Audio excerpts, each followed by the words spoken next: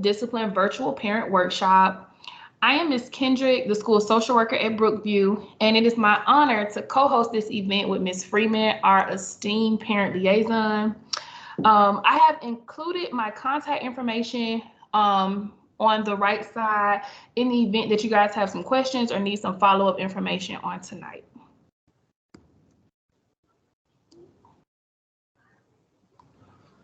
We are bringing this event to you all as a part of our April Child Abuse Prevention campaign. Child abuse prevention is a relevant topic year-round, but we specifically like to highlight it in April as its designated month. According to the CDC, 4 children die every day due to child abuse. 1 in 4 girls and 1 in 6 boys are estimated to have experienced some form of sexual abuse. It is extremely important for us to ensure the safety of our children at home as well as at school. If you suspect a child is being abused, please make a report to the Department of Family and Children's Services. And I have included that number. It's at the bottom of the purple flyer. But for namesake, for memory's sake, the number is 1855 Georgia Child. So anytime you think a child is in need of assistance or there's a safety concern, that's the number to call. Okay. Before I pass the baton to our amazing speaker, I'd like to share our raffle entry instructions. You can either enter your email or your name into the chat.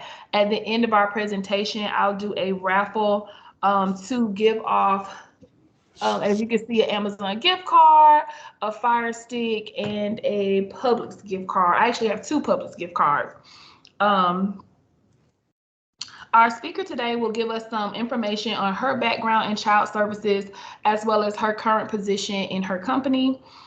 Please remember, we are not here to tell you how to parent or discipline your child, but more so to inform you on Georgia law and policies, as well as share positive disciplinary techniques. Without further ado, I'd like to introduce everyone to Ms. Collins. She is the CEO of G.R.A.C.E, and she's gonna share her screen to show her part of the presentation. Well, thank you so much, Ms. Kendricks. I really appreciate you, and thank you for inviting me as a speaker. So good evening, Brookview Elementary parents and staff. Again, my name is Melshanique Collins, and I am the CEO of an agency called G.R.A.C.E, and the acronym for that is Giving Respect and Compassion Every Day. And so today I will start off by giving you a little bit background information on me, and my DFACS history, and also what I do in my agency. And then we will start the presentation for G.R.A.C.E. So give me 1 second so I can share my screen.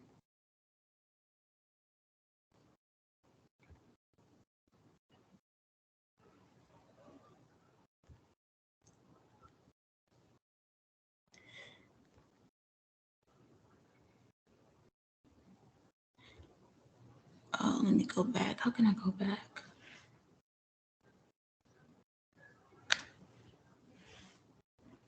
There we go.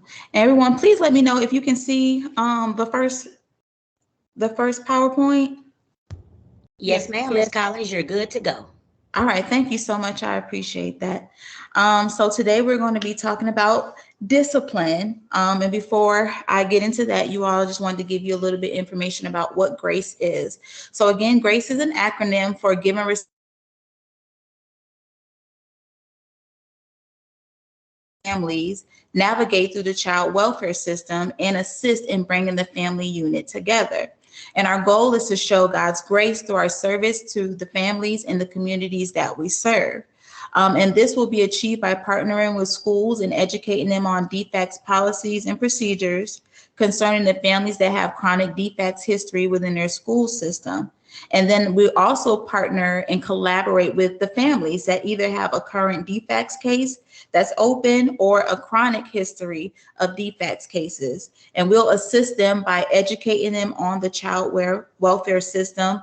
A lot of times we get families that have no idea how DFACS policies and procedures relates to them, their case, their child, and all that entails. And then we also help them to make sure that they are receiving appropriate services through the department. A lot of times, depending on the case that you have, whether it is a child abuse case, whether it's physical abuse, whether it's medical neglect, they will implement services for you in order for you to get your case closed out. So Grace will advocate for those services as well to make sure that you're moving forward in your case in a timely manner.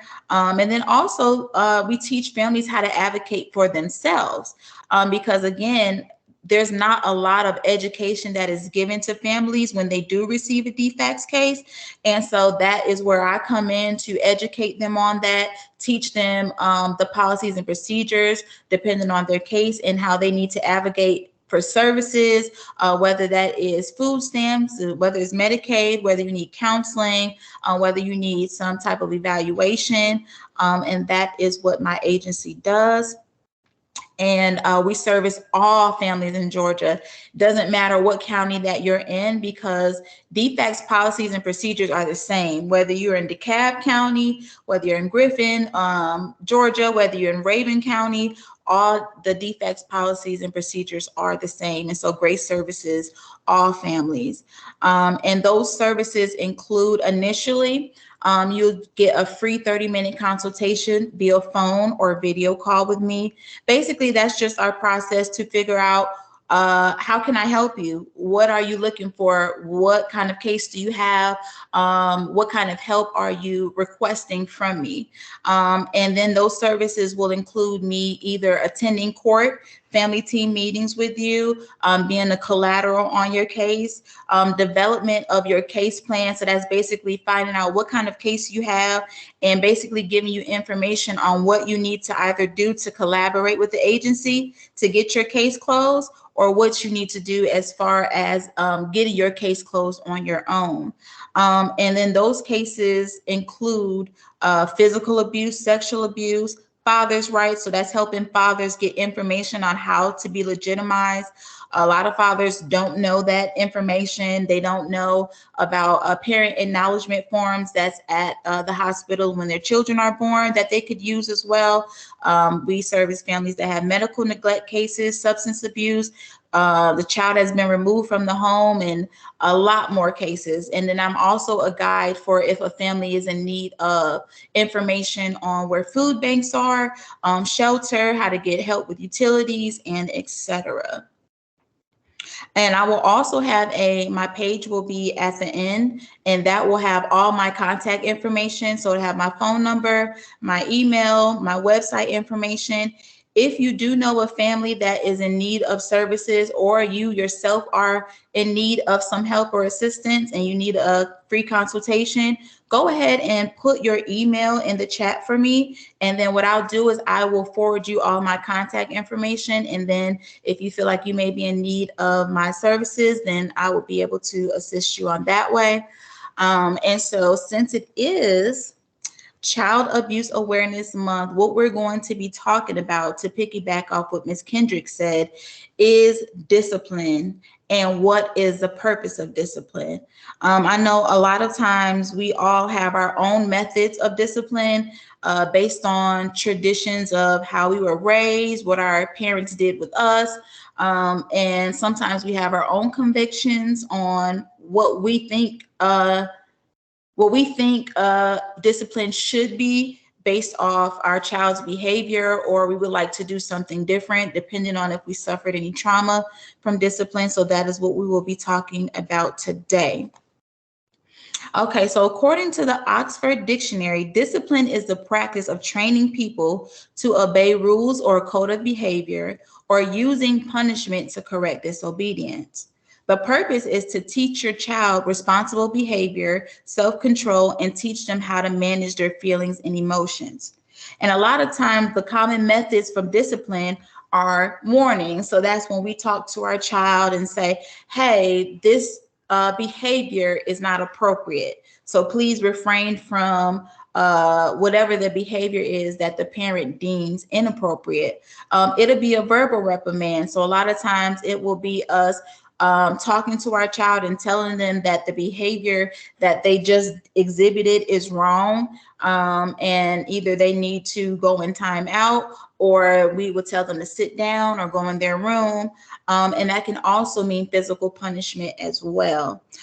So age appropriate discipline can include timeouts, restriction of extracurricular activities or technology. So parents, we know all about either restricting our kids from going outside, or the first thing that kids don't like is taking the phone, the tablet, no computer time, no TV time, or anything of that nature.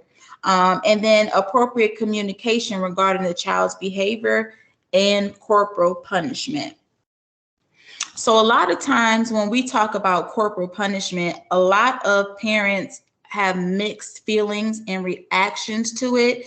It's either because they don't know what corporal punishment is, or they have gotten the sense that we can no longer discipline our children, because they've either heard about when someone is disciplined, and defects comes into the situation and what that looks like, or they feel like they will be in trouble with law enforcement. And so I'm going to give you a definition of corporal punishment and all what that entails. So what is corporal punishment and how can it escalate to become inappropriate? So corporal punishment is a discipline method in which a parent or caregiver can inflict physical punishment on a child in reaction to unacceptable behavior.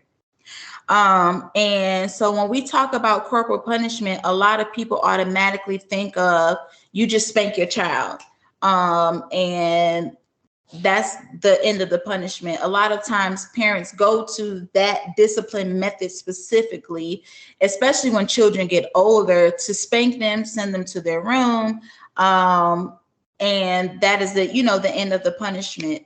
And corporal punishment is legal in Georgia, but the punishment cannot be excessive and not the first line of discipline. So what we're talking about when we talk about excessive, we're talking about that the punishment does not fit the crime. So when I say that, that means that if your 2-year-old, 3-year-old spills their cup of milk during dinner and they get it on the carpet, or they spill some juice, right? And parents, we hate when, we get some red juice or anything like that, on our carpet. If the child spills some juice on the carpet, you don't automatically think to take your 2, 3, 4, 5-year-old and put them in a cold shower for 5 minutes to show them that that's not appropriate. That is what we would consider excessive. And also, a lot of times parents can have bizarre traditions as well. And that could mean we've had parents where their children have come home after curfew and they make their children sleep on the porch or in the backyard. Or a child has caused so much ruckus with their other siblings that they have locked them in the garage for an extended period of time before letting them in the house. That's excessive, and it's also bizarre. And when they say not the first line of discipline, meaning that before you even get to the point of spanking your child, have you talked to them about spilling their drink, or have you given them a safety cup if you notice that they spill their drink often? Have you restricted them from drinking in the living room, but you have them drink in the kitchen, but they eat in the living room? So they talk about making sure that you can physically punish your child, but it cannot be excessive. And so corporal punishment can become excessive when it isn't age appropriate. So that means that you decide to leave your toddler out on the porch because they're screaming and hollering in the house and you're tired of hearing it. That isn't appropriate. Actually, it's not appropriate for any age child. Or when you're leaving marks and or bruises on the child, or when you cause any injury to a child that can include death. Now, let me say this.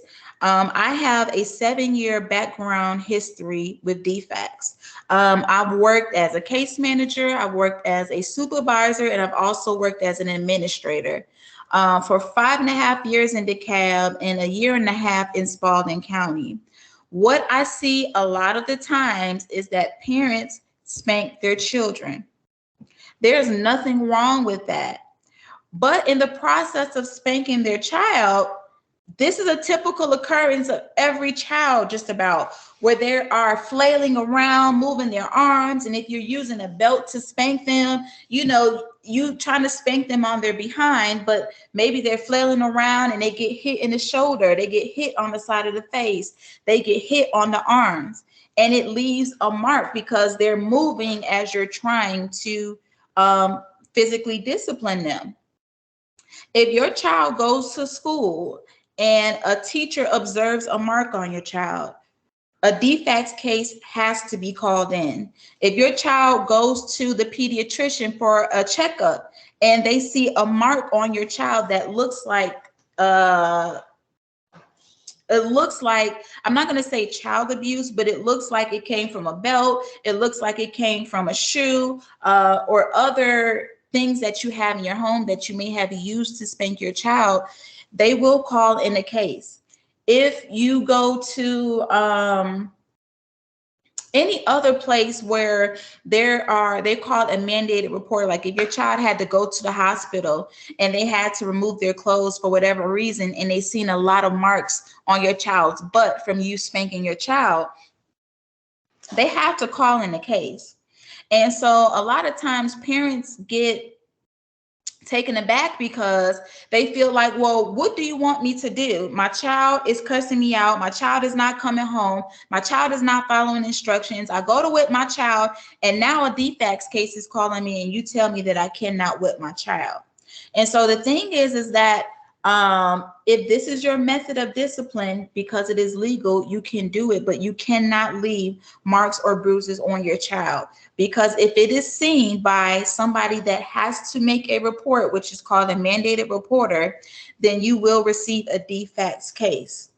And depending on the county that you're in, that is very serious. And not saying that it's not serious in other counties, but I know that in Griffin County, if a case, or not Griffin, Spalding County, but we was in Griffin, Georgia. If you do get a case called in for physical, well, they have it on there as physical abuse because your child did have some marks on them from being spanked by a parent, they will come and arrest you immediately. And they will charge you with child cruelty.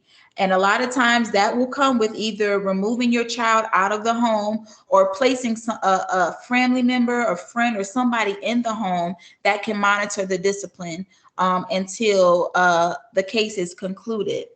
And so oftentimes discipline by parents or caregivers can fall into the category of inappropriate because we spank our children with items that aren't meant for discipline.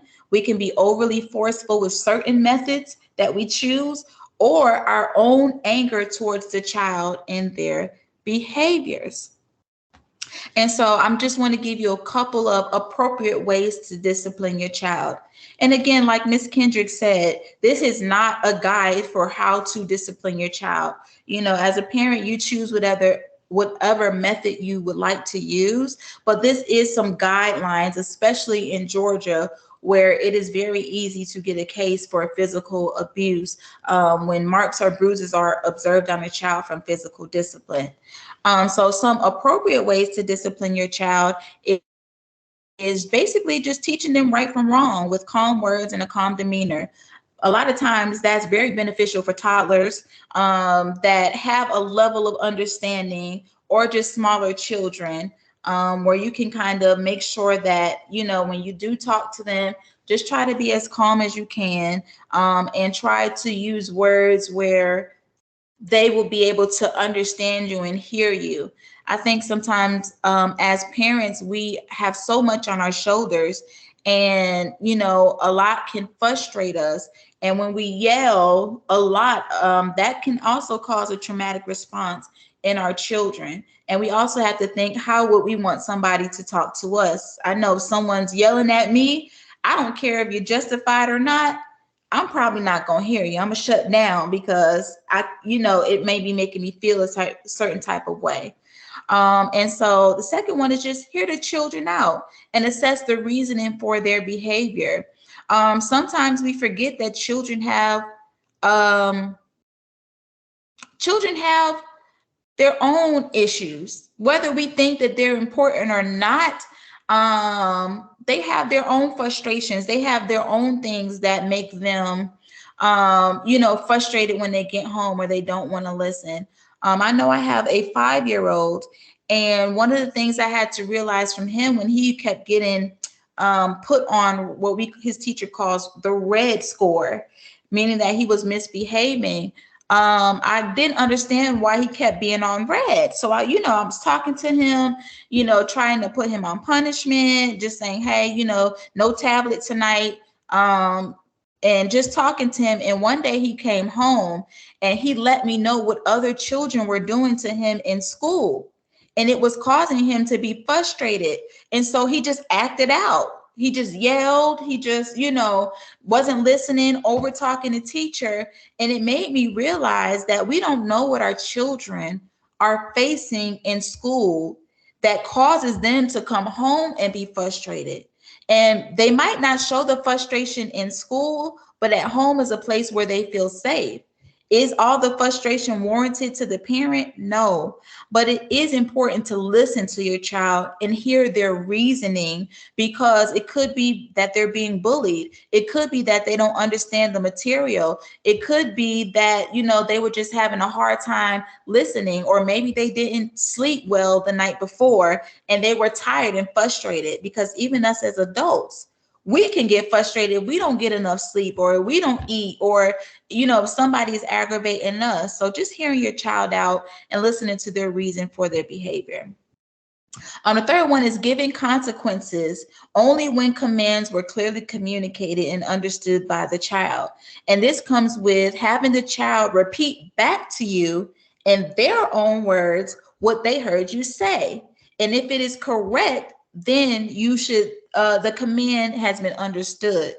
So this basically is how to effectively communicate with your child.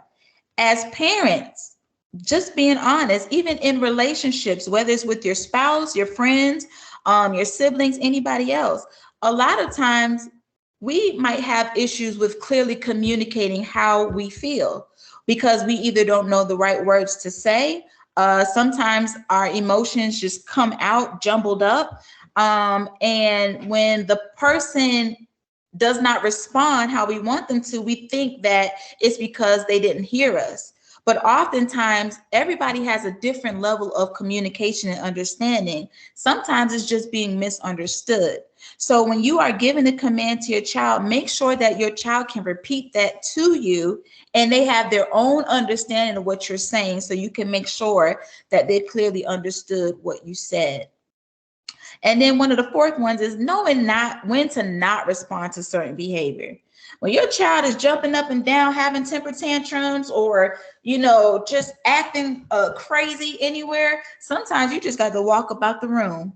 Let them have their time. Let them calm down and cool down, and then come back to them and find out what the issue was.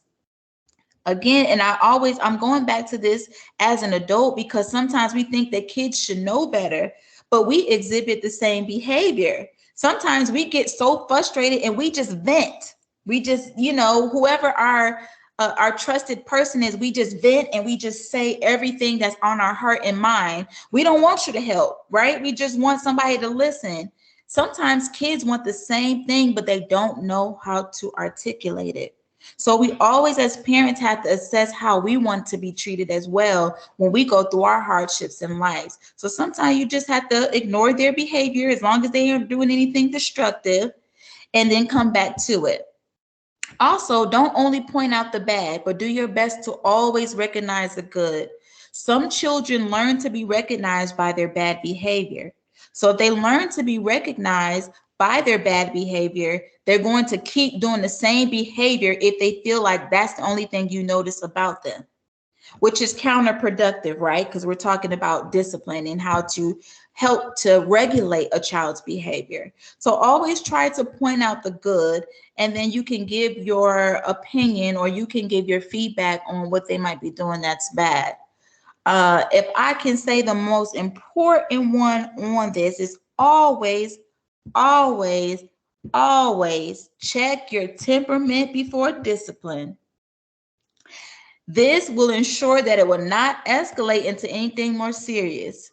So parents, when we mad, and I mean, our anger is through the roof because we've been telling our children the same thing for 10,000 years.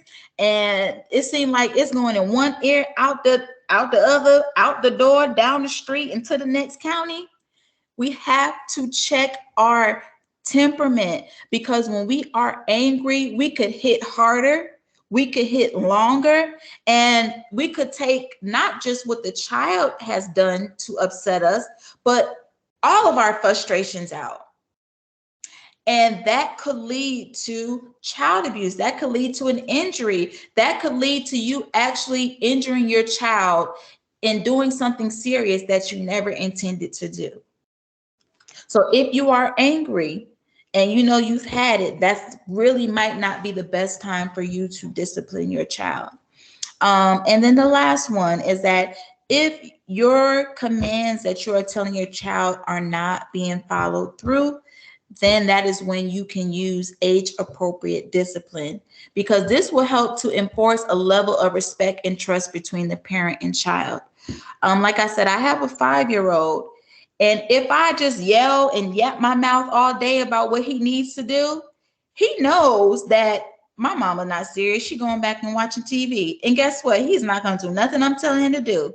But when I follow through on my discipline, whether it's taking his tablet or I make him go to bed early, or he cannot have dessert that night after dinner, if I follow through, then he starts minding me much more than if I just yell a whole bunch of stuff at him and don't follow through with it. So he's learned to respect me. Like, okay, if my mama said that she not gonna give me dessert, she really not gonna give me dessert.